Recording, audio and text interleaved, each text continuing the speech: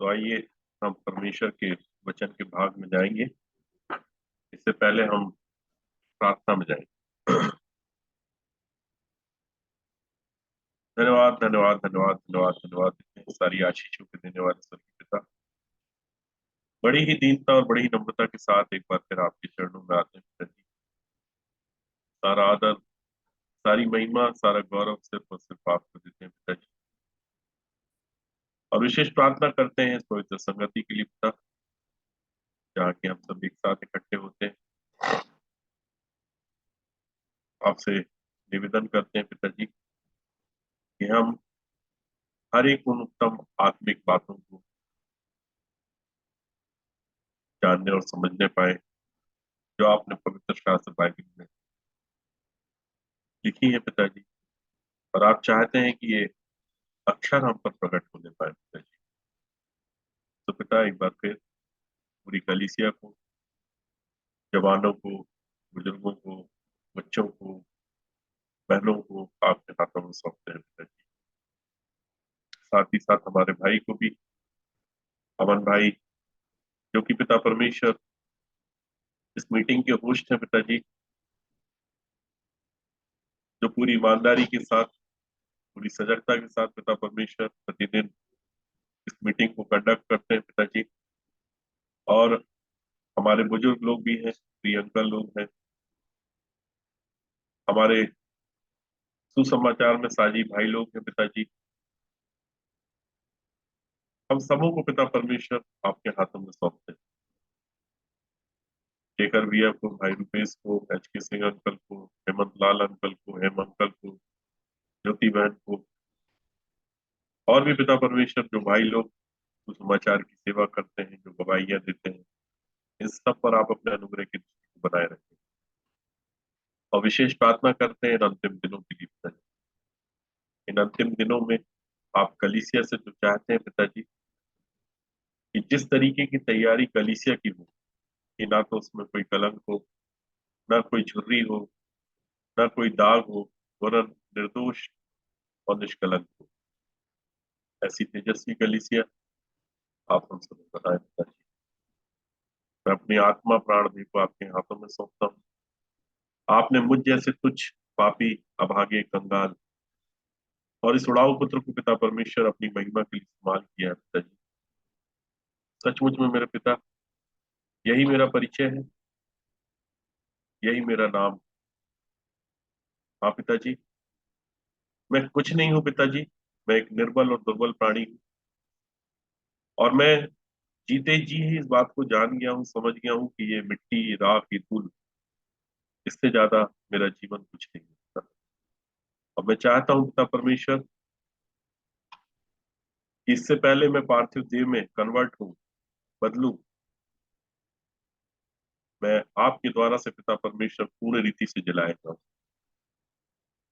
ताकि उस तेज को प्राप्त करने पाऊं पिताजी, जो जी उठने के बाद एक देह प्राप्त करता है पिताजी।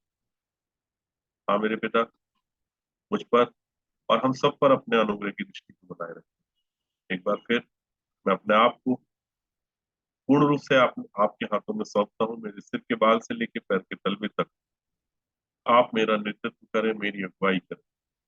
मैं इस योग्य नहीं हूँ प्रभु कि आपके वचन को, आपके हृदय की बातों को सबके समक्ष रख सकूं। पवित्र आत्मा, आपसे हम अपने परिचय को हम सब पर सर्वव्यापी करें। विनती और प्रार्थना को मसीह यीशु के मीठे और पवित्र नाम से मांगता हूँ, सुनिए और दया से ग्रहण कीजिए। आमीन।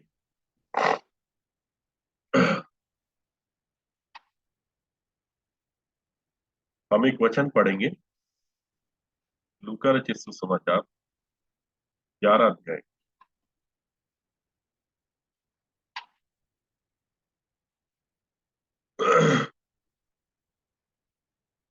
39, 40, 41।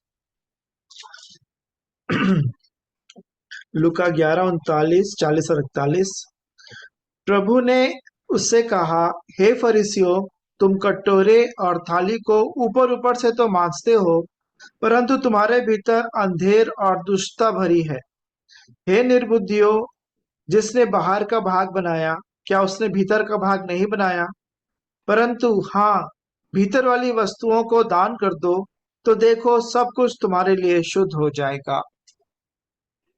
भीतर वाली वस्तुओं को दान कर दो तो देखो सब कुछ तुम्हारे लिए शुद्ध हो जाएगा। ठीक है। किसने कहा? प्रभु यीशु मसीह ने। जी। कि भीतर वाली वस्तुओं को क्या कर दो? दान कर दो। मनुष्य दान क्या कर रहा है? पैसा।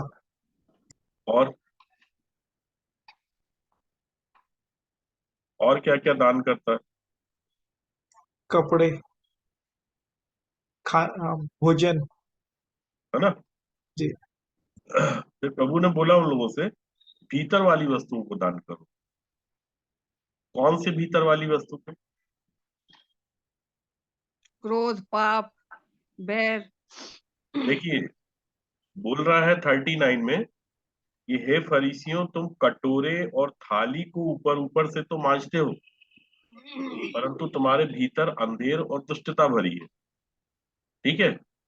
तो भीतर वाली वस्तुओं को दान कर दो। किसके भीतर वाली वस्तु?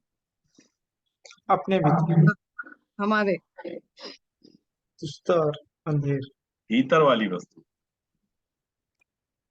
देखिए, पहले बोल रहा है कटोरे और थाली को ऊपर ऊपर से मांज रहे हो, और फिर नीचे कहता है कि भीतर वाली वस्तुओं को दान कर दो। किसके भीतर वाली?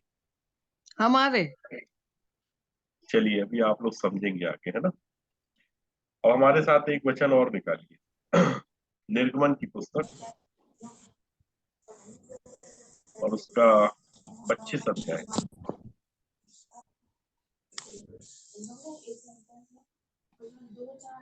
और उसके 28 और 29 पद।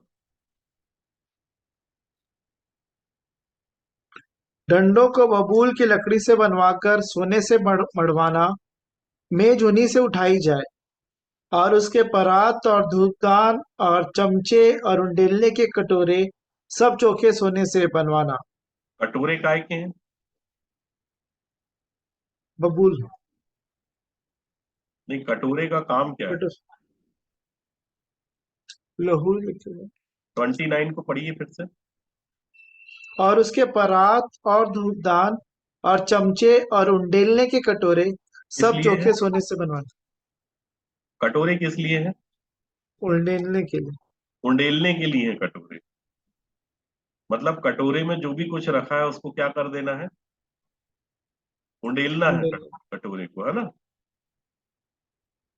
कटोरे को जो उसके अंदर है उसको उंडेलना है, उसको रखना नहीं है। इसको बोला है उंडेलने वाले कटोरे। ठीक है। आइए हमारे साथ आप एक वचन और निकालिए। लूका रचित सुसमाचार और उसका 22 अध्याय और उसके 14 पद से। जब घड़ियां पहुंची तो वह प्रेरितों के साथ भोजन करने बैठा, और उसने उनसे कहा, मुझे बड़ी लालसा थी कि दुख भोगने से पहले यह फसह तुम्हारे साथ खाऊं, क्योंकि मैं तुमसे कहता हूं कि जब तक वह परमेश्वर के राज्य में पूरा न हो, तब तक मैं उसे कभी ना खाऊंगा। तब उसने कटोरा लेकर धन्यवाद किया और कहा, इसको लो और आपस में बांट लो। किसको बांट लो आपस में? कटोरे के कटोरे को। अंदर वस्तु, कटोरे के अंदर जो वस्तु है। हाँ, जो कटोरे के अंदर है उसको बांटना, कटोरे को नहीं बांटना है। ठीक है। आगे पढ़िए। क्योंकि मैं तुमसे कहता हूं कि जब तक परमेश्वर का राज्य न आए, तब हाँ, तक मैं दाख का रस अब से कभी ना पीऊंगा। आगे। फिर उसने रोटी ली और धन्यवाद करके तोड़ी और उनको यह कहते हुए दी, यह मेरी देह है जो तुम्हारे लिए दी जाती है, मेरे स्मरण के लिए यही किया करो। इसी रीति से उसने भोजन के बाद कटोरा भी यह कहते हुए दिया, यह कटोरा मेरे उस लहू में जो तुम्हारे लिए बहाया जाता है, नई वाचा है। मतलब यीशु मसीह को मालूम है कि कटोरे में जो रखा है उसको क्या कहा करना है? उंडेलना। उंडेलना है अर्थात उसको बहाना है। मनुष्य को नहीं पता कि भीतर वाली वस्तु को क्या करना है, उसको दान करना है। ठीक है। मनुष्य जो है वो एक कटोरा है। कटोरे के बाहरी वाले भाग को क्या बोलते हैं?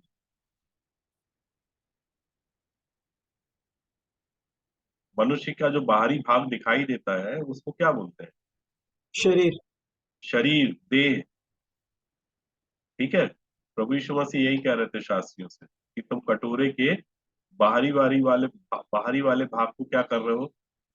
मांज रहे हो। और भीतर क्या है कटोरे के? कटोरे के भीतर है क्या? अंधेरा है। ठीक है। कटोरे के भीतर अंधेर है, दुष्टता भरी हुई है, सब कुछ डार्क है। ठीक है। और क्या है कटोरे के भीतर, उसको भी देखें। मरकुस रचित सुसमाचार उसका 7 अध्याय।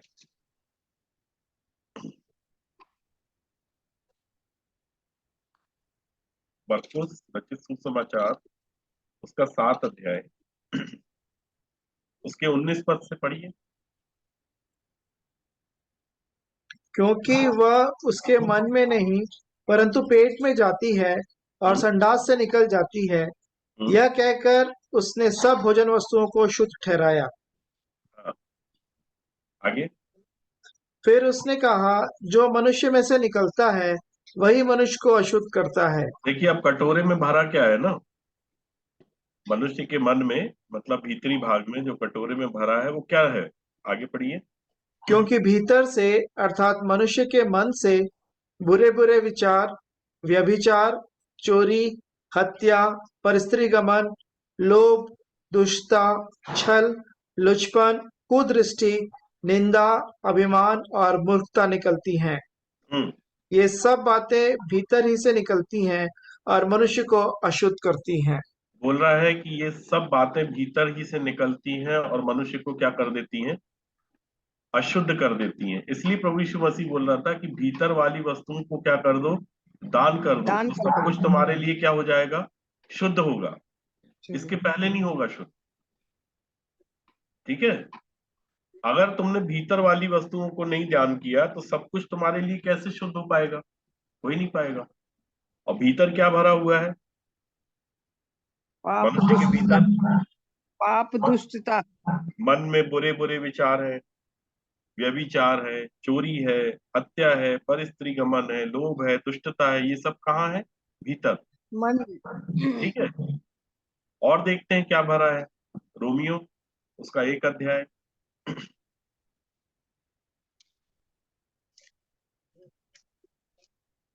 उसके 28 पद से पढ़िए। जब उन्होंने परमेश्वर को पहचानना न चाहा, तो परमेश्वर ने भी उन्हें उनके निकम्मे मन पर छोड़ दिया कि 24 वे पद को अनुचित पढ़िए। काम करें। 24 पद को पढ़िए। इस कारण परमेश्वर ने उन्हें उनके मन की अभिलाषाओं के अनुसार अशुद्धता के लिए छोड़ दिया कि वे आपस में अपने शरीरों का अनादर करें। 26 पद को पढ़िए। इसलिए परमेश्वर ने उन्हें नीच कामनाओं के वश में छोड़ दिया, यहाँ तक कि उनकी स्त्रियों ने भी स्वाभाविक व्यवहार को उससे जो स्वभाव के विरुद्ध है बदल डाला। मतलब यहाँ पे सब जगह लिखा है कि परमेश्वर ने छोड़ दिया, परमेश्वर ने छोड़ दिया और इन कारणों से छोड़ा। ठीक है। अब 28 पद से पढ़िए। जब उन्होंने परमेश्वर को पहचानना न चाहा, तो परमेश्वर ने भी उन्हें उनके निकम्मे मन पर छोड़ दिया कि वे अनुचित काम करें।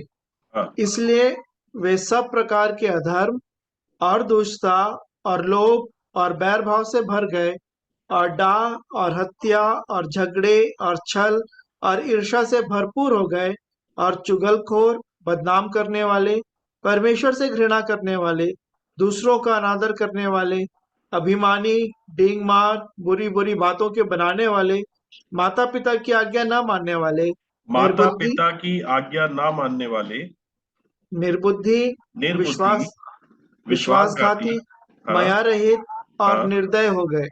हाँ। वे तो परमेश्वर की यह विधि जानते हैं कि ऐसे ऐसे काम करने वाले मृत्यु के दंड के योग्य हैं, ऐसा तो अब नहीं इन लिखा अमन भाई कि ऐसे ऐसे काम करने वाले सब स्वर्ग के राज्य के वारिस हैं? कंफर्म है ना? जी हाँ। इसलिए पौलुस भी कह रहा था ना अपने आप को जांचो, जांच। अपने आप को परखो। आपकी कॉपी आपके सामने है, आप अपनी कॉपी का सेल्फ क्या करो? वैल्यूएशन। सेल्फ वैल्यूएशन करो। ठीक है, आपकी कॉपी का रीवैल्यूएशन नहीं होगा अगर आपने सेल्फ वैल्यूएशन कर लिया। देखिए वचन है, और वचन में क्या लिखा है? शोक, विलाप और दुख भरी बातें। जब यिर्मयाह को पुस्तक दी गई तो उससे क्या कहा कि इसको खा ले, और वो पुस्तक दोनों ओर लिखी थी, और उसमें क्या लिखा था? विलाप, शोक, विलाप और दुख भरे वचन। आशीष आशीष तो नहीं लिखी थी? नहीं लिखी थी ना? नहीं। अच्छा, आशीष की बात कौन करते हैं मालूम आप? आशीष की बात, चलिए हमारे साथ आप एक वचन निकालिए, थोड़ा सा अपन इन सबको समझते चलते हैं, तब हम लोग इन बातों को जल्दी समझ पाएंगे। हमारे साथ आप निकालें एक वचन, यिर्मयाह। मैं सोच रहा हूँ थोड़ा जैसे समझाऊं कि थोड़ा जल्दी समझ में आए।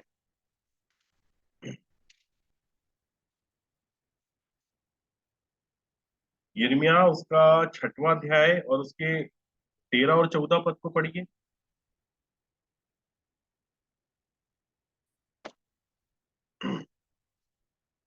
यिर्मयाह 6:13-14, क्योंकि उनमें छोटे से लेकर बड़े तक सबके सब लालची हैं, और क्या भविष्यवक्ता क्या याजक सबके सब छल के काम करते हैं। वे शांति है शांति ऐसा कह कह कर मेरी प्रजा के घाव को ऊपर ही ऊपर चंगा करते हैं, परंतु शांति कुछ भी नहीं। वे शांति है ऐसा कह कहकर, कौन कहते हैं? झूठे भविष्यवक्ता। झूठे भविष्यद्वक्ता। शांति है कह कहकर मेरी प्रजा के घाव को ऊपर ही ऊपर चंगा करते हैं, परंतु शांति कुछ भी नहीं। अच्छा, ऊपर ही ऊपर चंगा करते हैं मतलब कौन सी वाली शांति की बात कर रहे हैं ये लोग? शब्दों में। ऊपर ही ऊपर अगर जो घाव लगे हैं वो घाव कहाँ पे लगे होंगे? शरीर में। शरीर में लगे हैं। और शरीर पे मन लगाना क्या है? मृत्यु। और आत्मा पे मन लगाना क्या है? जीवन जीवन। और शांति। मतलब ये लोग आत्मा की बात नहीं कर पा रहे। इनके पास आत्मिक बातें नहीं है, झूठे भविष्यद्वक्ताओं के पास। क्योंकि जो सच्चे भविष्यद्वक्ता होते हैं, जो परमेश्वर की ओर से चुन के परमेश्वर भेजता है, वो जो भविष्यवाणी करते हैं वो कलीसिया से कौन सी भविष्यवाणी करते हैं? पौलुस बता रहे थे ना कुरिन्थियों की कलीसिया को कि एक्चुअल जो भविष्यवाणी है वो क्या है, वो कलीसिया से कौन सी बातें करता है। हम लोगों ने पढ़ा है इसको पिछले दिनों में। कुरिन्थियों की कलीसिया को बता रहे थे पौलुस भविष्यवाणी के विषय में। वो व्यक्ति कलीसिया से कैसी बातें करता है? चलिए मैं आपको एक शब्द बोलता हूँ, पढ़ के बताता हूँ, मतलब पढ़ के नहीं बोल के बताता हूँ।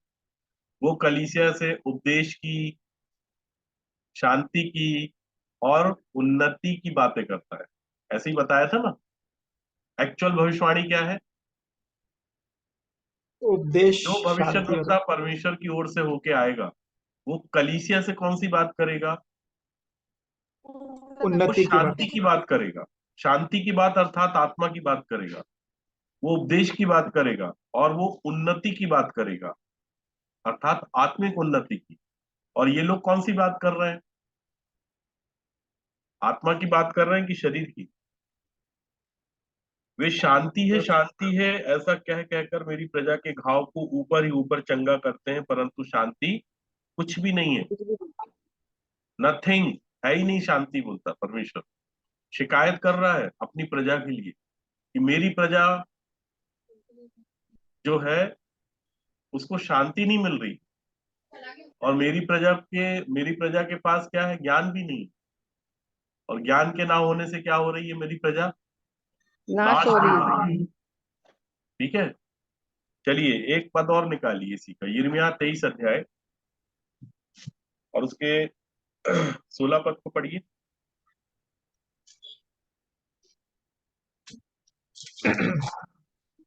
23 का 16 वचन। जी। सेनाओं के यहोवा ने तुमसे यूं कहा है, हम्म। इन भविष्यवक्ताओं की बातों की ओर जो तुमसे भविष्यवाणी करते हैं कान हाँ। मत लगाओ, हाँ, क्योंकि ये तुमको व्यर्थ बातें सिखाते हैं। कैसी वाली बातें दर्शन सिखा रहे हैं ये लोग? ये दर्शन का दावा करके यहोवा के मुख की नहीं, अपने ही मन की बातें कहते हैं। सेनाओं की यहोवा ने तुमसे यूं कहा है, यिर्मयाह बोल रहा है, परमेश्वर का वचन लेके आ रहा है और कह रहा है कि सेनाओं के यहोवा ने तुमसे यूं कहा है, मुझे भेजा है उसने ये बोलने के लिए कि इन भविष्य वक्ताओं की बातों की ओर जो तुमसे भविष्यवाणी करते हैं कान मत लगाओ, क्योंकि ये तुमको व्यर्थ बातें सिखाते हैं। कैसी बातें सिखा रहे हैं? व्यर्थ बातें। ये दर्शन का दावा करके यहोवा के मुख की नहीं, अपने ही मन की बातें कहते हैं। और मनुष्य के मन में क्या भरा है अभी आपने देखा ना, रोमियो में, मरकुस में। ठीक है, और प्रभु यीशु मसीह इसी बात की भर्त्सना कर रहे थे कि तुम कटोरे को और थाली को कहां से मांज रहे हो? ऊपर से। और अंदर क्या भरा है कटोरे के? अब समझे आप, कटोरे के अंदर क्या भरा है? तो ये लोग क्यों कर रहे थे ऐसी भविष्यवाणी? आगे पढ़िए।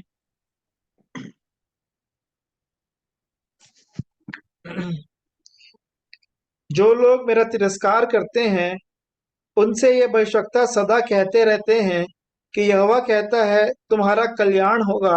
अब और जित बताइए कि जो लोग परमेश्वर का तिरस्कार कर रहे हैं, झूठे भविष्य वक्ता आके उनसे क्या कहते हैं? तुम्हारा कल्याण होगा। तुम्हारा कल्याण होगा। बताइए कैसे होगा कल्याण? आगे पढ़िए। और जितने लोग अपने हठ ही पर चलते हैं उनसे ये कहते हैं, तुम पर कोई विपत्ति ना पड़ेगी। बड़ी मुसीबत में डालने वाले हैं ऐसे लोग। अपने मन की कर रहा है एक व्यक्ति, और एक झूठा भविष्य वक्ता जो कह रहा है कि मैं परमेश्वर की ओर से अपॉइंट होके आया हूं, नियुक्त होके आया हूं, उससे ये कह दे रहा है कि तुम्हारा कल्याण होगा।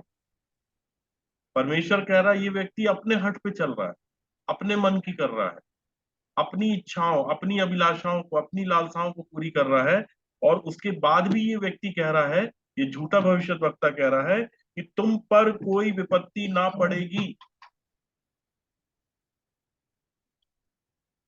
ऐसा हो सकता है क्या कि जो अपने मन पे चल रहा है, अपनी इच्छा को पूरी कर रहा है, उस पर कोई विपत्ति ना पड़ेगी? हो सकता है ऐसा क्या? हाँ। नहीं। चलिए इसी के 21 पद को पढ़िए।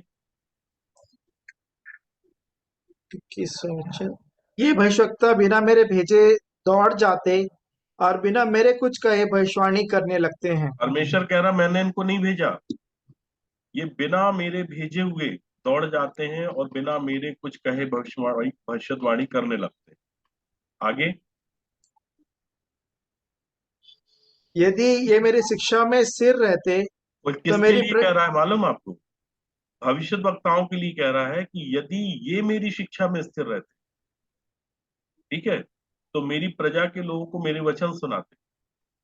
भविष्य वक्ता ही खुद शिक्षा में स्थिर नहीं है, वो खुद लड़खड़ा रहा है, वो खुद डगमगा रहा है। अस्थिर व्यक्ति दूसरे को कैसे स्थिर करेगा? कर सकता है क्या? कभी नहीं कर सकता। उसके मुंह से जो भी वचन निकलेगा वो अनुग्रह सहित नहीं निकलेगा, वो अनुग्रह रहित निकलेगा। उसके मुंह से जो भी वचन निकलेगा वो सलोना नहीं होगा। परमेश्वर का वचन कहता है, पौलुस कहते हैं कि तुम्हारे वचन सदा अनुग्रह सहित होने चाहिए, सलोने होने चाहिए, ताकि तुम बाहर वालों को उचित रीति से उत्तर देना तुमको आना चाहिए। अगर आपको उचित रीति से उत्तर देना नहीं आया तो आप परमेश्वर के जन नहीं हो सकते। और उचित रीति से तो उत्तर तब देते बनेगा आपको जब आपके पास खुद उत्तर होगा, क्योंकि बाहर के लोग प्रश्न करते हैं। ठीक है, तो परमेश्वर के लोगों के पास उसके उत्तर होते हैं, और जिसके पास उत्तर नहीं वो परमेश्वर का जन नहीं। जन नहीं। तो परमेश्वर ये बात कह रहा है कि यदि ये मेरी शिक्षा में स्थिर होते तो मेरी प्रजा के लोगों को मेरे वचन सुनाते और वे अपनी अपनी बुरी चाल और कामों से फिर जाते। तो मन फिराने का सुसमाचार देखिए आप कब से चल रहा था, कब से परमेश्वर अपने एक्चुअल भविष्यद्वक्ताओं को भेज रहा था। और जिस समय यिर्मयाह, यहेजकेल, दानियल, यशायाह ये लोग भी थे, उस समय भी झूठे भविष्यद्वक्ता थे। ऐसा नहीं है कि आज के टाइम में, प्रेजेंट टाइम में, उस समय भी थे। लेकिन अब सवाल ये उठता है कि ऐसे व्यक्ति को आप और हम कैसे पहचानें? भाई उसको कैसे आइडेंटिफाई करेंगे कि झूठा है और ये सच्चा है? कैसे करेंगे?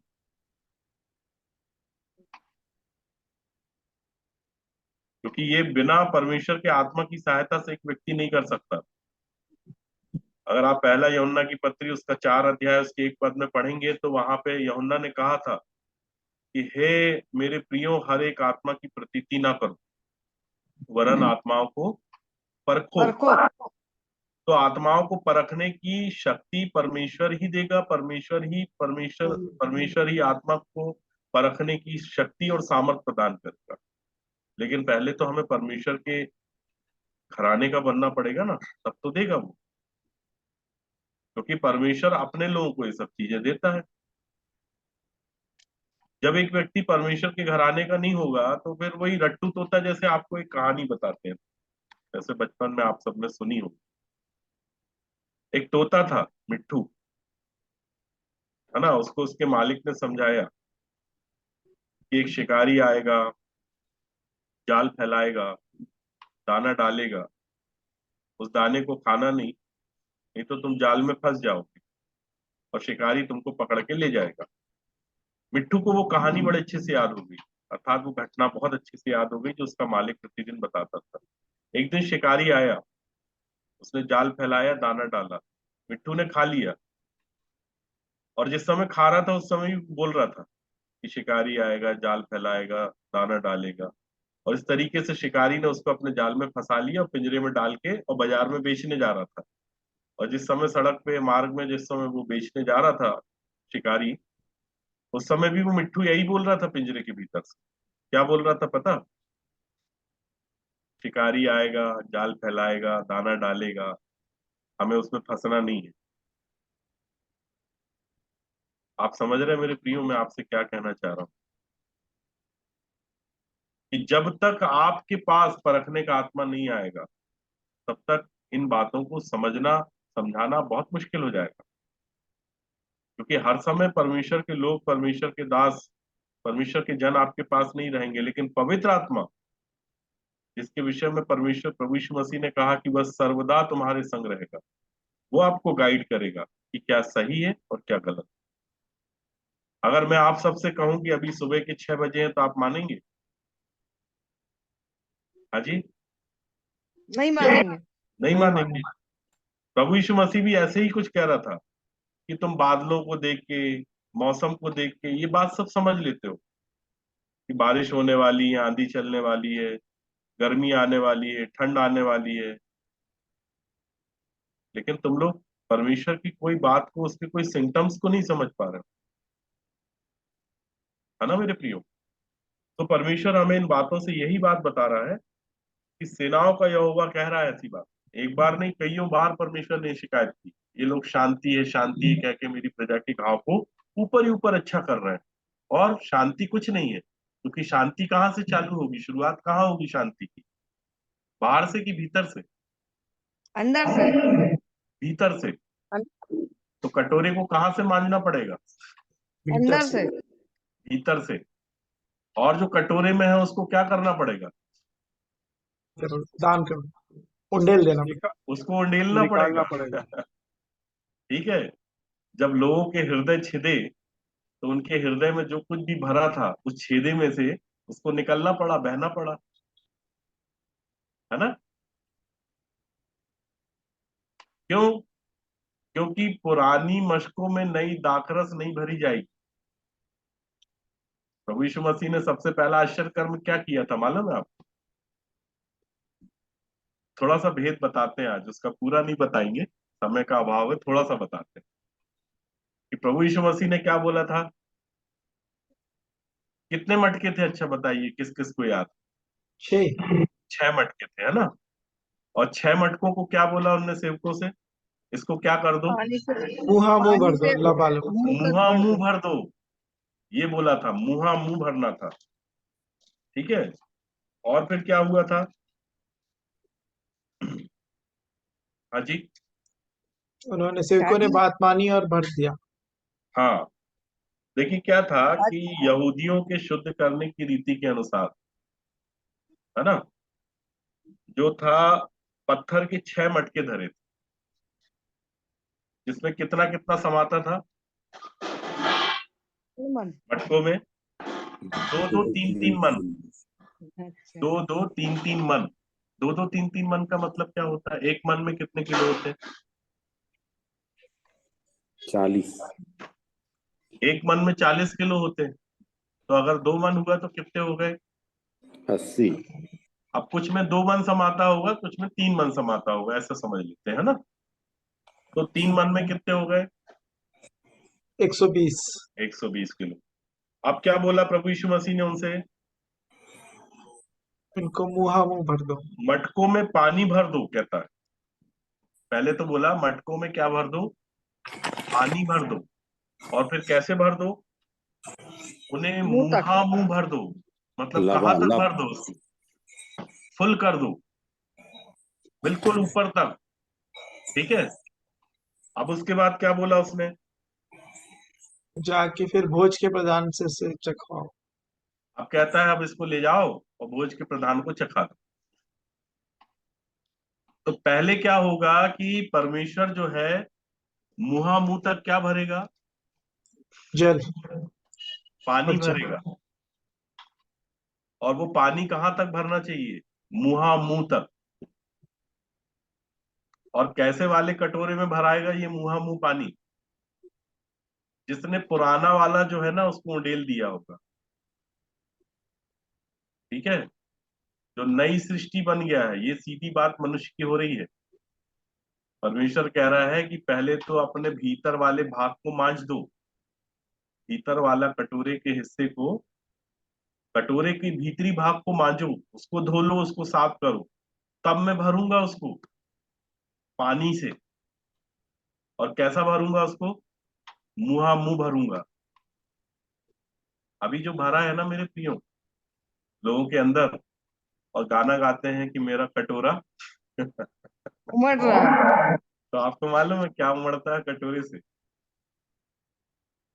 अभी जिन लोगों के अंदर ये सब चीजें भरी हैं, उनका जो कटोरा उमड़ता है तो उसमें से क्या निकलता है? गंदी गंदी बातें। अंधेर और देखिए, दुष्टता। कटोरे के भीतर का भाग है। प्रभु यीशु मसीह कह रहा था कि जिसने भीतर का भाग बनाया, जिसने बाहर का भाग बनाया, क्या उसने भीतर का भाग नहीं बनाया? उसको मालूम नहीं है क्या कि भीतर क्या है? तो जो भीतर भरा है वो बाहर की तरफ आता है, छलकता है। जिसको अभी हम रोमियो में पढ़ रहे थे ना, एक अध्याय में, उसने बोला था, देखिए मैं आपके सामने बता देता हूँ पढ़ के, इसलिए वे सब प्रकार के अधर्म और दुष्टता और लोभ और बैर बैर भाव से भर गए। भर गए अर्थात मुंह मुंह भर गए। कौन लोग? जिन्हें परमेश्वर ने छोड़ दिया निकम्मे मन पर, उनके विषय में बोल रहा है कि वे सब प्रकार के अधर्म और दुष्टता और लोभ और बैर भाव से भर गए, और डाह और हत्या और झगड़े और छल और ईर्ष्या से भरपूर हो गए। अर्थात उनका कटोरा क्या होने लग गया? उमड़ने लग गया। तो जब कटोरे के अंदर जो चीज भरी है, वो चीज जब बाहर आएगी, मुहा मुंह, मुहा मुंह मतलब कहाँ से बाहर आएगी? मुंह से। मुंह से बाहर आएगी। मुहा मुंह भरा होगा तो मुंह से तो बाहर आएगी ना। तो जब वो बाहर आएगी तो देह में प्रकट हो जाएगी। क्योंकि जो भीतर जो भरा हुआ है, वो भरा हुआ भाग जब बहना चालू होगा तो कहाँ से बहेगा वो? बाहर से पूरा टच होता हुआ जाएगा ना। समझ रहे हैं आप मैं क्या कह रहा हूँ? तो भीतर जो भी कुछ भरा है, जब वो बाहर से आएगा तो वो देह से प्रकट होता हुआ जाएगा, बहता हुआ निकल जाएगा। अंदर जो भी कुछ है, अगर अंदर अशांति, तो आपके फेस पे दिखेगी, आपके हाथ में, पैर में, ये सब चीज आक्रामक हो जाएगी। तो हमारा कटोरा अभी कौन सा वाला उमड़ रहा है? समझ रहे हैं आप? तो अभी क्या है, हमारे भीतर जो भरा है, भीतर है विश्वासघात, माया, माता पिता की आज्ञा ना मानना, डींग मारी करना, बुरी बुरी बातें करना, घृणा करना, चुगलखोरी करना, बदनाम करना, छल करना, ईर्ष्या करना, डाह से भर जाना, ये सब चीजें चल रही है मनुष्य के भीतर। और मैंने बोला ये संगति जो है, इसमें मैं यहाँ के लिए भी परोसता हूँ और बाहर वालों के लिए भी परोसता हूँ, क्योंकि ये दोनों जगह के लिए। ठीक है, समझ रहे हैं आप? तो प्रभु यीशु मसीह ने बोला कि पहले तो क्या करो, पानी से भरो। कौन से वाले मटके को भरवाएगा वो पानी से? जिसने जो अपने खाली आंख को मांज लिया है, धो लिया है, साफ कर लिया है, उसमें वो क्या भर देगा? पानी। पानी भरवाएगा, वो भरेगा नहीं। ये भी समझ लीजिए आप, पानी भरवाएगा। पानी अर्थात वचन। वचन। अब पानी जो है ना, वो इसलिए भरवाएगा क्योंकि इस पानी को उसको कुछ चीज में कन्वर्ट करना है। ठीक है, तो इसी पानी को वो क्या बना देगा? दाखरस। दाखरस। दाखरस प्रतीक चिन्ह है लहू का। दाखरस क्या है? प्रतीक है। किसका है प्रतीक?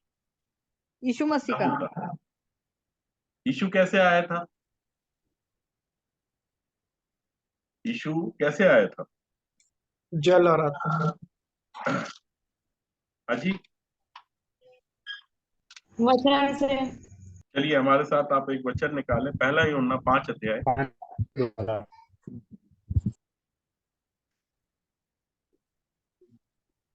और उसके 6 पद से पढ़िए।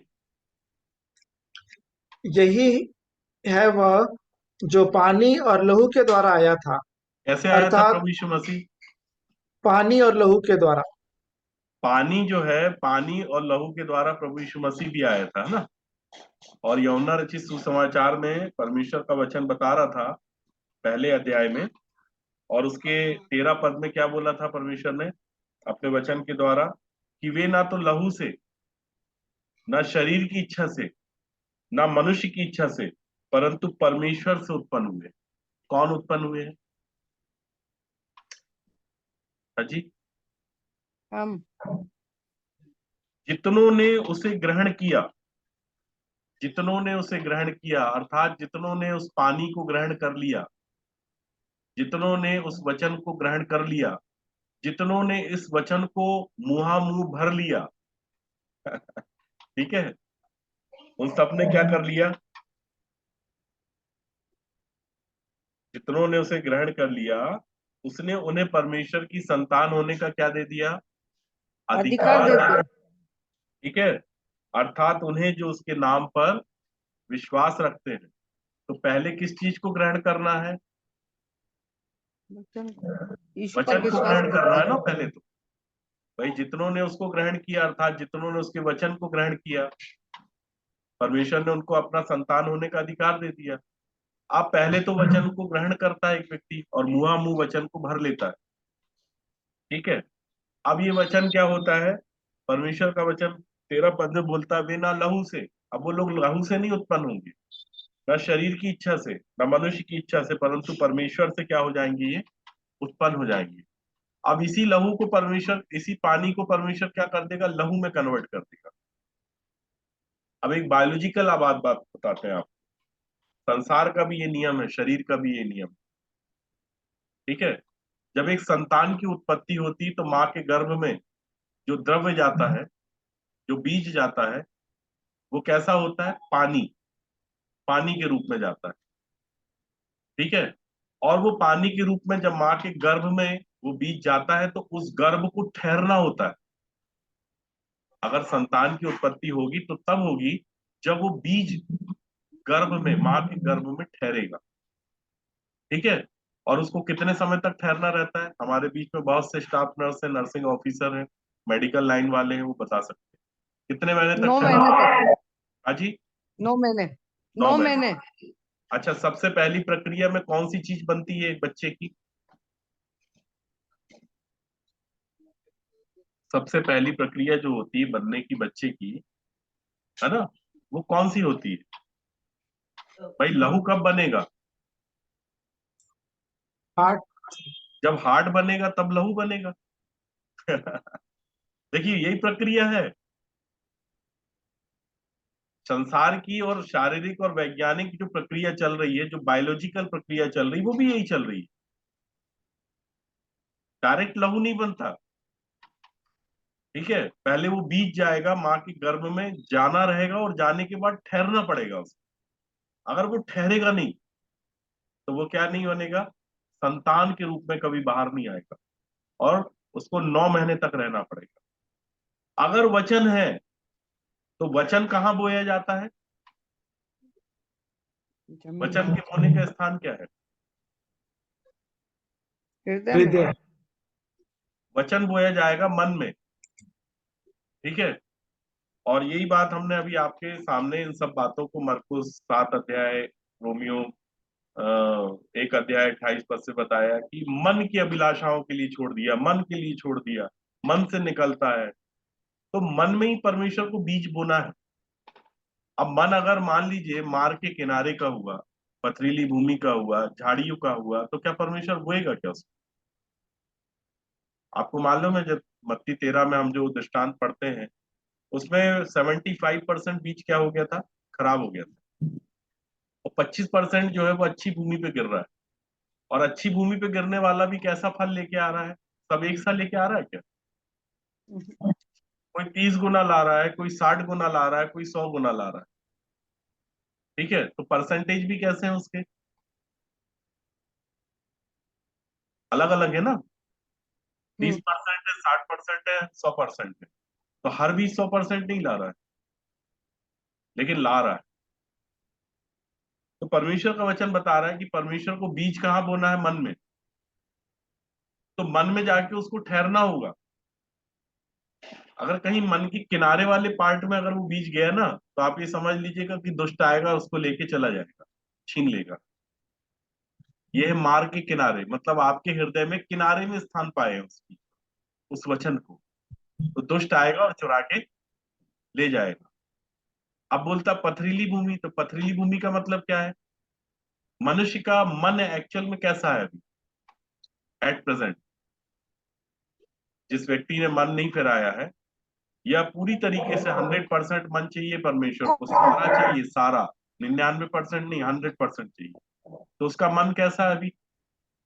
कठोर। कठोर। परमेश्वर कह रहा था यहेजकेल उसके 36 अध्याय उसके 26 पद में कि मैं तुम्हारे भीतर से पत्थर का हृदय निकालूंगा। तो मतलब मन मन कैसा है अभी? कठोर। तो ये बीज कहाँ गिर गया? कठोर वाले पार्ट में। थोड़ा थोड़ा मुलायम भी रहता है, ऐसा नहीं कि पूरा ही कठोर रहता। आपने देखा कभी कभी हम रोने लगते हैं, कभी हमारे अंदर बड़ी फीलिंग आ जाती है ना, कभी हम लोग थोड़ी थोड़ी दया भी करते हैं, तो थोड़ी थोड़ी मिट्टी है, ऐसा नहीं है, कुछ कुछ हिस्सा है मुलायम। वहां बीज गिर गया तो जड़ नहीं पकड़ा, खराब। क्यों?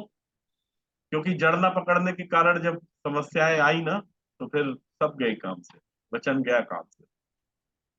ऐसा व्यक्ति भूल जाता, फिर जब क्रोध में आता है तो वो बाइबल में क्या लिखा भूल जाता है। तो ये सब बातें मेरे प्रियो हमारे सामने परमेश्वर ने बताई। लेकिन अगर परमेश्वर चाहता है कि वो जो दाखरस जिसको मुंहा मुंह भर दिया उसने, पहले तो इसको कहाँ तक भरना है? मुंहा मुंह 100% भरा होना चाहिए वचन। तब परमेश्वर क्या करेगा उसको, प्रभु यीशु मसीह क्या करेगा उसको, किसमें कन्वर्ट करेगा? दाखरस। दाखरस में। दाखरस। दाखरस में। प्रभु यीशु मसीह भी ऐसे ही आया था ना, पानी और लहू। आया था कि नहीं आया था? फिर क्या होगा? यही पानी लहू भी बन जाएगा, अर्थात वचन। फिर पानी, लहू और आत्मा, ये तीनों एक ही बात में क्या हो जाएंगे? सहमत। अभी है क्या सहमति आपस में? नहीं है ना। तो प्रभु यीशु मसीह क्या कह रहे थे शास्त्री फरीसियों से, कि तुम कटोरे को और थाली को ऊपर ही ऊपर से तो मांज रहे हो, लेकिन भीतर क्या सड़ास है। है ना। और आगे पढ़ लीजिए उसी के लूका रचित सुसमाचार जो पढ़ रहे थे हम, 11 अध्याय,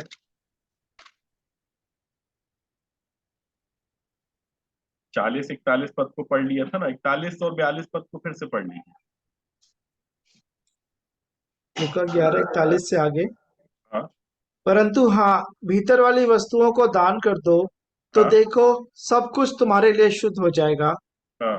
पर हे फरीसियों, तुम पर हाय, तुम पुदीने और सुदाब का और सब भांति के साग पात का 10वां अंश देते हो, हम्म परंतु न्याय को और परमेश्वर के प्रेम को टाल देते हो। चाहिए तो था कि इन्हें भी करते रहते और हम्म। उन्हें भी ना छोड़ते। अच्छा, एक जगह से और पढ़िए अब इसी वचन को, है ना। मत्ती रचित सुसमाचार 23 अध्याय इसका 23 पद। मत्ती 23 का 23वां वचन।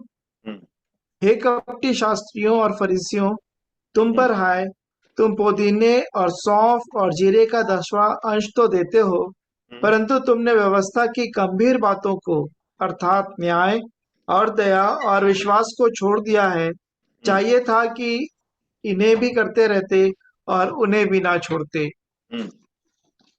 हे अंधे अगुवो, तुम नहीं, मच्छर। इसमें एक बात बोला है 23 पद में, क्या बोला है कि तुम हे कपटी शास्त्री फरीसियों। हाँ चलिए पढ़िए पढ़िए इसको, 24 पद को भी पढ़ लीजिए। हे अंधे अगुवो, तुम मच्छर को तो छान डालते हो, परंतु ऊंट को निगल जाते हो। किसको निकल जाते हो? ऊंट को। ये ऊंट बड़ा विषय बना रहता है ना हमेशा। हाँ, कई बार आ गया ये ऊंट, कभी सुई के नाके में से निकल जाता है, तो कभी लोग इसको निगल भी लेते हैं। तो आखिर ये ऊंट है क्या चीज? किसी को पता हो तो बताए ना प्लीज। क्योंकि प्रभु यीशु मसीह ने एक जगह और भी ऐसा उदाहरण दे दिया था कि परमेश्वर के राज में धनवान के प्रवेश करने से ऊंट का सुई के नाके में से निकल जाना सहज है। मतलब ऊंट सुई के नाके से निकल सकता है, लेकिन धनवान स्वर्ग के राज में प्रवेश नहीं कर पाएगा। चलिए, तो ये जिस धनवान की बात कर रहा था ना, वो टाटा बिरला की बात नहीं कर रहा था, ये दूसरा कोई धनवान। ठीक है, इसको अभी समय का अभाव है, इतना नहीं बता सकते, लेकिन थोड़ा ऊंट पे तो प्रकाश डालनी पड़ेगा, क्योंकि अब आया है ऊंट पहाड़ के नीचे। नीचे, है ना। तो आखिर ऊंट है क्या चीज जो भाई सुई के नाके से निकल जाएगा, धनवान नहीं निकल पाएगा? अच्छा, सुई का नाका क्या है एक्चुअली, ये बताइए, किसी को मालूम? सुई का नाका, यरूशलेम अगर की सुई का स्थान। नाका समझ में आ गया तो फिर ये भी समझ में आ जाएगा कि क्या है। क्या है, हम पिछले दिनों इस विषय पे बता रहे थे, लेकिन कुछ बातें ऐसी हो गई कि हमको थोड़ा कहीं कहीं जाना पड़ गया, तो हम बीच में रह नहीं पाए संगत में। और कल भी हम 10 बजे से 5 बजे तक कहीं बुक थे, बाइबल स्टडी के लिए यूथ वालों को लेने जाना था। कल भी हम आ नहीं पाए, मतलब इच्छा तो थी, लेकिन बहुत लंबा ड्यूरेशन हो गया था, और कंटिन्यू जो दूसरे वक्ता थे तो उनने हाथ खड़े कर दिए, बोले भैया ही बोलेंगे, फिर हो नहीं पाया। लेकिन हम लोग पिछले दिनों में एक विषय देख रहे थे, लूका रचित सुसमाचार उसके 13 अध्याय से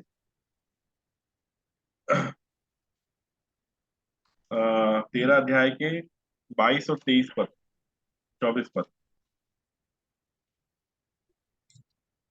वह नगर नगर और हाँ। गांव गांव होकर उपदेश करता हुआ यरूशलेम की ओर जा रहा था। तो हम्म किसी ने उससे पूछा, हे प्रभु, क्या उद्धार पाने वाले थोड़े हैं? हम्म। उसने उनसे कहा, सके द्वार से प्रवेश करने का यत्न करो, क्योंकि मैं तुमसे कहता हूँ कि बहुत से प्रवेश करना चाहेंगे और ना कर सकेंगे। क्या है सुई का नाका?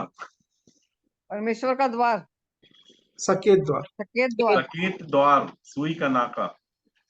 और इस सकेत द्वार से जो है ना, कौन प्रवेश करेगा पता आपको? हाँ, इस सकेत उद्धार द्वार पाने से वाले, प्रवेश कौन करेगा? हाँ जी। उद्धार पाने वाले। इस सकेत द्वार से प्रवेश करेगा ऊंट। कौन करेगा? ऊंट। भाई लिखा है ना, परमेश्वर ने बोला, प्रभु यीशु मसीह ने, कि ऊंट का सुई के नाके से निकल जाना सहज है। तो इस सकेत द्वार से ऊंट प्रवेश कर लेगा, धनवान नहीं कर पाएगा। हाँ जी। जी हाँ। अच्छा, यहाँ पे बोलता है कि सकेत द्वार से ऊंट प्रवेश कर सकता है या कर लेगा, लेकिन धनवान नहीं पास जा पा रहा। बहुत से तो हैं जो जाना चाहेंगे, लेकिन मैं तुमसे कहता हूं कि वो प्रवेश नहीं कर ना पाए। द्वार कैसा है? सकेत, सकरा है, चौड़ा नहीं है। और इतना सकरा है कि एक ही निकल पाएगा। अगर एक निकल रहा है तो बाजू से कोई कट मारते हुए ऐसा नहीं कि बाजू से निकल जाए, नहीं, वो ऑटोमेटिक उसी के नाप का बन जाता है।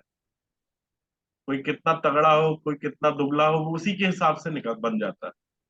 एक ही निकल पाएगा और ऊंट निकल जाएगा। कौन निकल जाएगा? ऊंट ऊंट। निकल जाएगा। क्योंकि यीशु ने बोल दिया कि हे अंधे अगुवो, तुम मच्छर को तो छान डालते हो परंतु ऊंट को निगल जाते हो। मतलब अगवे लोग किसको निगल जाते हैं? ऊंट को। ऊंट। आज आपको समझाते हैं ऊंट को कैसे निगला जाता है। आप में से कोई निगलता है ऊंट को? हाँ जी, ऊंट को कोई निगला है? नहीं। नहीं। हम्म। चलिए अभी आप ही लोग बताएंगे कि हाँ निगल जाते हैं। ठीक है, हमारे साथ आप एक वचन निकालिए।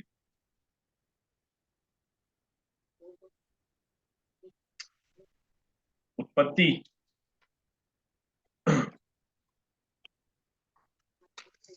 उत्पत्ति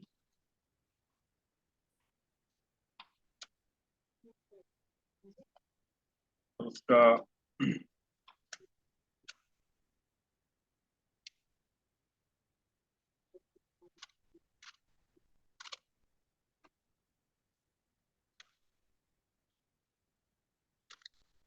24 अध्याय।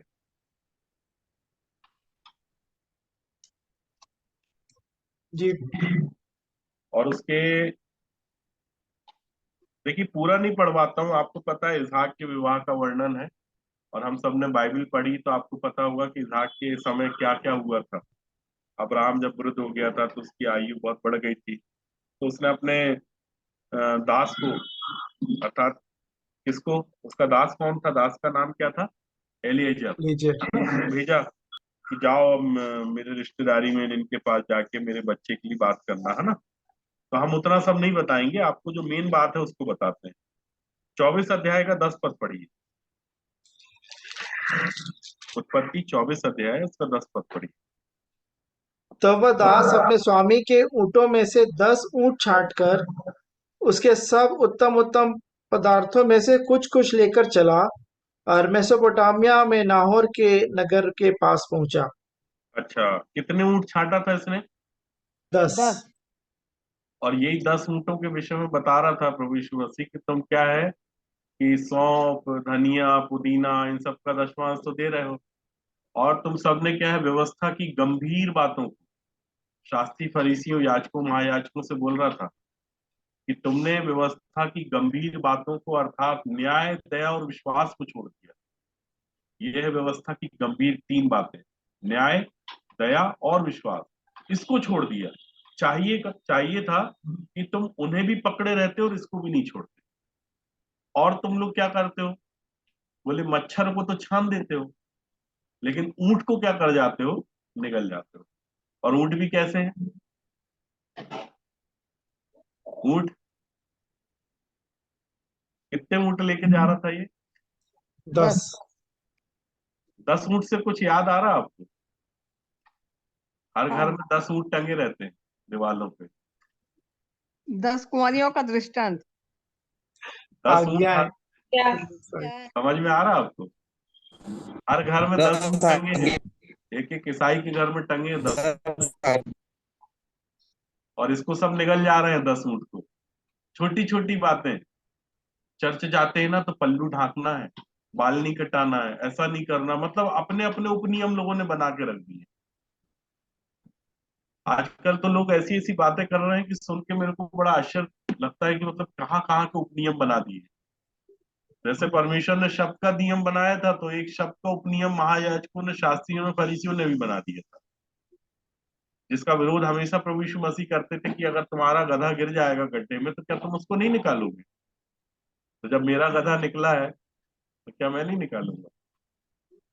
कितने ऊंट थे ये? 10। 10 ऊंट। और 10 ऊंट को लेके चल दिया था ना एलिएजर। और इसी 24 अध्याय के 22 पद को पढ़िए। चौबीस का 22वां वचन। जब ऊँट पी चुके, तब उस पुरुष ने आधा तोला सोने का एक नत निकालकर उसको दिया अच्छा, और ये 10 क्या हुआ? बोलता है कि जब ऊँट पी चुके, ऊँट क्या कर चुके? पी चुके पानी। हाँ चलिए, अच्छा इसी के 10 पद से आगे पढ़ लीजिए। तब वह दास अपने स्वामी के ऊँटों में से 10 ऊँट छाट कर उसके सब उत्तम उत्तम पदार्थों में से कुछ कुछ लेकर चला और मेसोपोटामिया में नाहोर के नगर के पास पहुंचा। हम्म, उसने ऊँटों को नगर के बाहर एक कुएं के पास बैठाया। वह हम्म, संध्या का समय था, जिस समय स्त्रियां जल भरने के लिए निकलती हैं।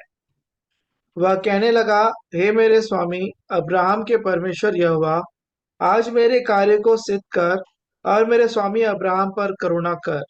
हम्म, देख, मैं जल के इस सोते के पास खड़ा हूँ और नगरवासियों की बेटियां जल भरने के लिए निकली आती हैं। इसलिए ऐसा होने दे कि जिस कन्या से मैं कहूँ अपना घड़ा मेरी ओर झुका कि मैं पीऊँ, और वह कहे ले पी ले, पीछे मैं तेरे ऊँटों को भी पिलाऊंगी, या वही हो जिसे तूने अपने दास इसहाक के लिए ठहराया हो। इसी रीति मैं जान लूंगा कि तूने मेरे स्वामी पर करुणा की है। हाँ पढ़ लीजिए, जल्दी से पढ़ लीजिए आप, इसमें और मेन ऐसा बात हुआ छुपी हुई कि है। हाँ। और ऐसा हुआ कि जब वह कह ही रहा था कि रिबका, जो अब्राहम के भाई नाहोर के जन्माए मिल्का के पुत्र बतूएल की बेटी थी, वह कंधे पर घड़ा लिए हुए आई। वह अति सुंदर और कुमारी थी और किसी पुरुष का मुंह न देखा था। वह कुएं में सोते के पास उतर गई और अपना घड़ा भर के फिर ऊपर आई।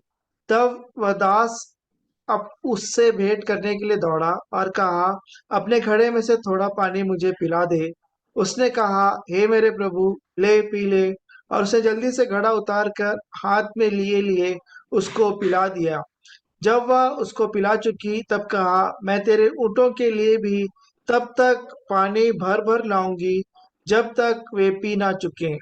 तब वह तुरंत अपने घड़े का जल हौदे में उंडेल कर फिर कुएं पर भरने को दौड़ गई और उसके सब ऊँटों के लिए पानी भर दिया। वह पुरुष उसकी ओर चुपचाप अचंभे के साथ ताकता हुआ यह सोचता था कि यहोवा ने मेरी यात्रा को सफल किया है कि नहीं। अब देखिए, 10 ऊँट को उसने पानी पिलाया है। सुन के कैसा लग रहा है आपको? और पानी कहाँ से लेके आ रही थी वो? नीचे से। अच्छा, आप में से कितने को पता है, कितने लोगों को पता है कि एक ऊँट कितना पानी पीता है?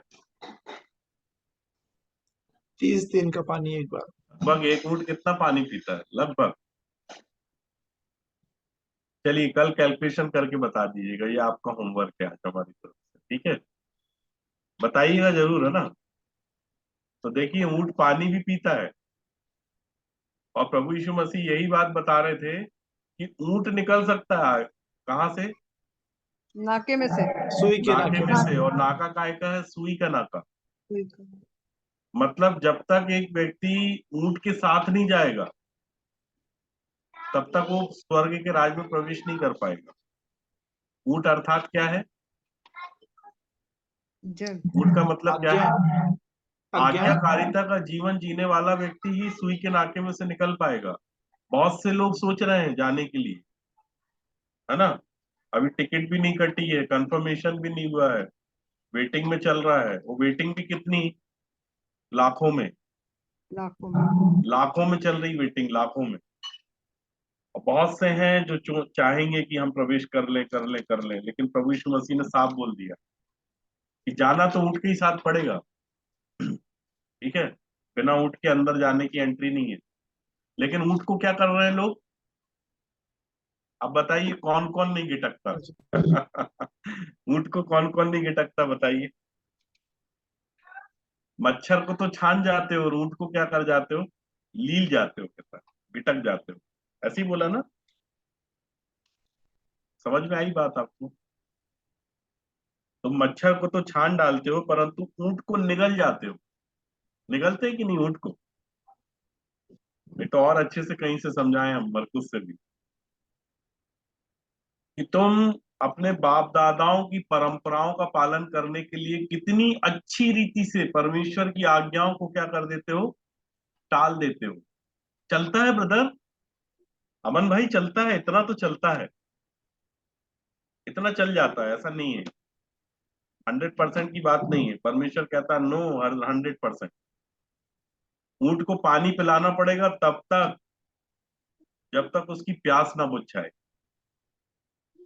और ऊंट भी कितने हैं? 10। और पानी कितने को पिलाना पड़ेगा? एक ही को पिलाना पड़ेगा, और उसको भी पिलाना पड़ेगा, और जो ऊंट के साथ आए उसको ही पिलाना पड़ेगा।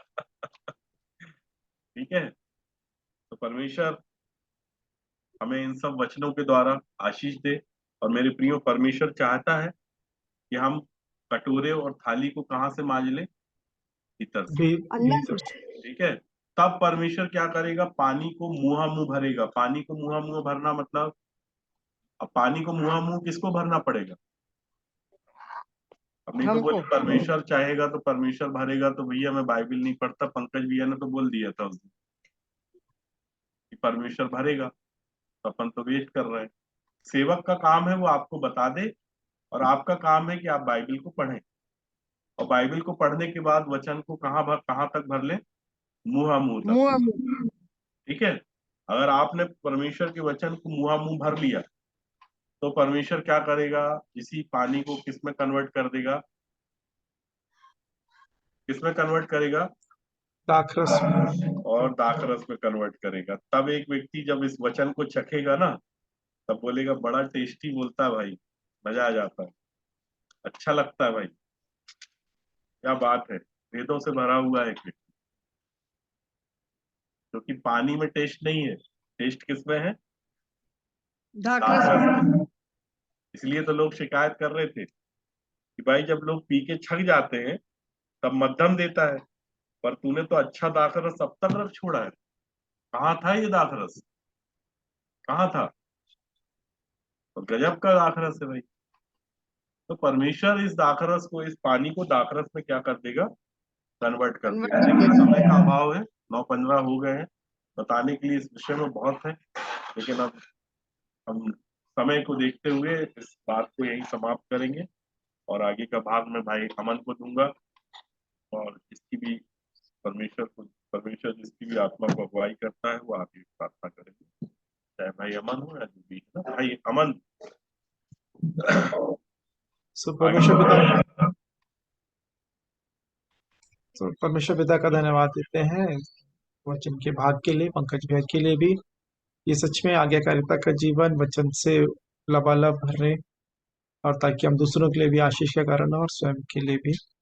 मैं परमेश्वर पिता का धन्यवाद देता हूँ। और अभी आप में से कोई यदि अंतिम प्रार्थना करना चाहते हैं तो आप कर सकते हैं।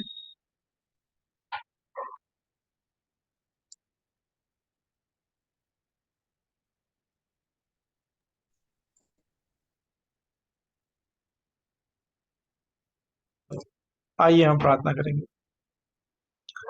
प्रेमी दयालु अनुग्रहकारी पिता परमेश्वर, राजाओं के राजा, प्रभुओं के प्रभु, अपने उद्धार करता प्रभु यीशु मसीह के पवित्र और मीठे नाम से आपके अनुग्रह के शासन के सन्मुख आते हैं। प्रभु जी दया करें, अनुग्रह करें प्रभु जी, कि हम अपने भीतर की जो बातें हैं प्रभु जी, जो दुष्टता है, जो अंधेर है, बुरी बुरी बातें हैं, हर एक जो प्रभु जी हमने इन वचनों के भाग में पढ़ा है प्रभु जी, रोमियो में, और प्रभु जी जो मनुष्य के अंदर जो भीतर जो भरा हुआ है, उन सब बातों को आपने कहा कि उंडेल दो, साफ कर दो, खाली कर दो प्रभु जी। जब वो मशके प्रभु जी, वो प्रभु जी जब खाली हो गए, तब फिर आपने कहा कि उन्हें वचन से भर दिया जाए। सहायता और मदद करें प्रभु जी, कि हम अपने जीवन को जैसा आप चाहते हैं प्रभु जी, अपने शरीरों को जीवित, पवित्र, आपको भावता हुआ बलिदान करके चढ़ाएं प्रभु जी। हाँ प्रभु जी, दया करें, अनुग्रह करें। हमारी इच्छा कोई भी नहीं, पर प्रभु जी आप ही की इच्छा प्रभु जी हमारे जीवन में पूर्ण होने पाए। आपने कहा कि जो मसीह यीशु के हैं, उन्होंने अपने लालसाओं, अभिलाषाओं समेत अपने आप को, अपने शरीरों को लालसाओं, अभिलाषाओं समेत उस क्रूस पे चढ़ा दिया है प्रभु जी। सच में वो क्रूस का जीवन प्रदान करें, अपने आप को खाली करें, ताकि उसके जगह में आपका वचन अधिकाई से बसने पाए, कुलुस्सियों 3:16 के अनुसार प्रभु जी। और प्रभु जी उस वचन में प्रभु जी अध्ययन करने में, ध्यान करने में, मनन करने में, चिंतन करने में सहायता मदद करें, ताकि वो वचन प्रभु जी, वो प्रभु जी दाखरस में बदलने पाए, वो जीवित वचन होने पाए प्रभु जी, हमारा जीवन बने और हमारा जीवन, हमारे जीवन को देखकर हमारे शब्दों के द्वारा भी प्रभु जी लोग आशीषित होने पाए। ऐसी दया और अनुग्रह चाहता हूँ। देखो फिर से पंकज भैया के लिए धन्यवाद देते, उनके परिवार घराने पर आपकी आशीष चाहते हैं प्रभु जी।